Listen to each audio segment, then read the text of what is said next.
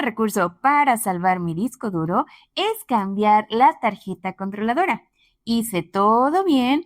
¿Y qué crees que pasó? En un video anterior intenté repararlo buscando si había algún componente dañado con un medidor LCR, pero como no tenía el diagrama, la verdad es que me fue imposible y decidí mejor cambiar por la solución definitiva, que es cambiar la tarjeta controladora. Me di a la tarea de buscar en internet y aproveché y compré estas dos tarjetas porque tengo estos dos discos que quiero reparar. Para saber cuál es la placa que tienes que comprar, vas a buscar en la placa actual que tiene tu disco duro este numerito de modelo.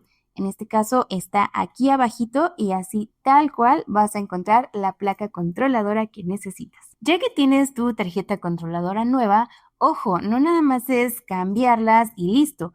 Vas a tener que hacer un pequeño cambio antes. Es decir, vas a tener que intercambiar el BIOS, que en este caso es este de aquí, de la tarjeta vieja a la tarjeta nueva. La información grabada en el BIOS contiene, además de la identificación del disco, información técnica importante como el número de serie, el firmware, entre otros datos muy importantes.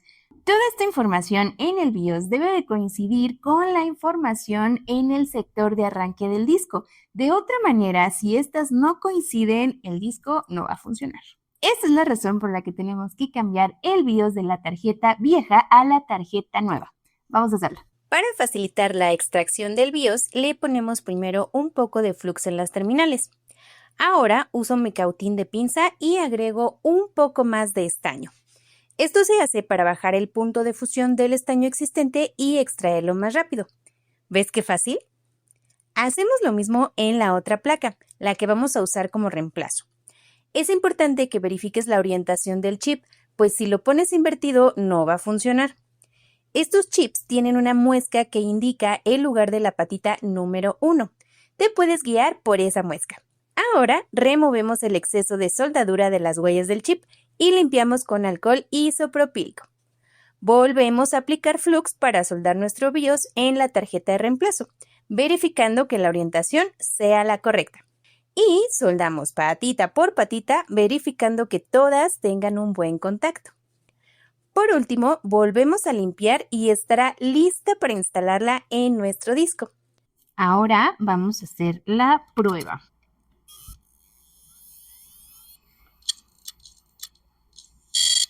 Uy, no. Ya ni siquiera tengo que conectarlo a la computadora porque el disco deja de girar y pues es un indicio de que no está siendo reconocido. Pues no funcionó. No pudo ser. Pero bueno, vamos a intentarlo con el otro disco a ver si nos sale bien. Aquí hay algo importante que quiero decirte. Si te fijas, estos dos componentes parecen ser el BIOS. Entonces, ¿cómo saber cuál es el que tenemos que intercambiar? No te preocupes, en la hoja de compra, cuando adquieras la tarjeta, siempre te va a indicar cuál es el BIOS. En este caso es este de aquí. Por lo tanto, este es el que vamos a intercambiar. Con este otro disco realizamos exactamente los mismos pasos antes descritos. Recuerda que además de verificar la orientación del chip, tendrás que tener cuidado de no confundirlos, pues te puede pasar que una vez que remuevas ambos, los mezcles y no sepas cuál es cuál. De preferencia, hazle una marquita al chip antes de removerlo. Una vez intercambiado el BIOS y ya que está todo limpio, vamos a montar la placa en el disco para probarlo. Vamos a probar ahora hagamos changuitos.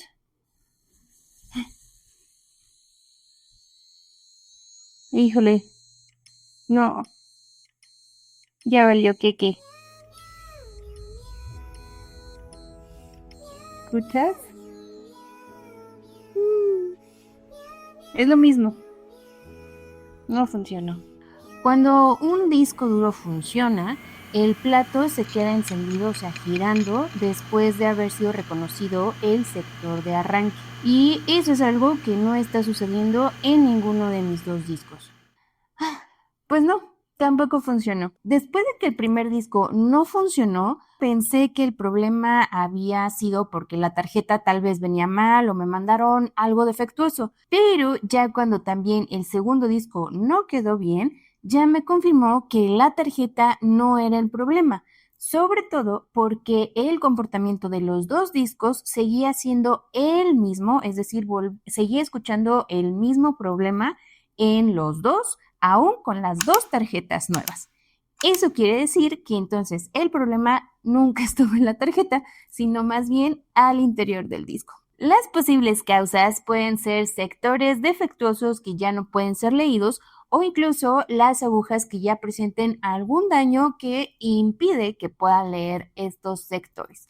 Es por eso que en estos casos cambiar la tarjeta no te sirve de nada. Así que si tu disco hace clic, no arranca o incluso la computadora no lo detecta, es muy probable que cambiar la tarjeta no solucione el problema. ¿Cuándo se iba a funcionar cambiar la tarjeta? Cuando hubo un cortocircuito o la tarjeta está quemada o incluso el daño es muy visible en la PCB. Al final no pude reparar ninguno de mis dos discos, pero ya confirmamos que el hecho de cambiarle la tarjeta no te garantiza que vuelva a funcionar. Entonces, si estás en una situación como esta, pues sí tienes que observar todo lo que sucedió en tu disco duro y considerar que aunque compres una tarjeta y sigas todos los pasos correctamente, podrá ser que no sea la solución que te funcione. Si estás en esta situación en la que tu disco no está funcionando aún ya que hiciste el cambio de la tarjeta y tienes información súper importante que no quieres perder, lo que puedes hacer es mandar tu disco a un laboratorio específico con materiales y herramientas especializados para que extraigan tu información, pero sí tienes que saber que el disco ya no va a funcionar.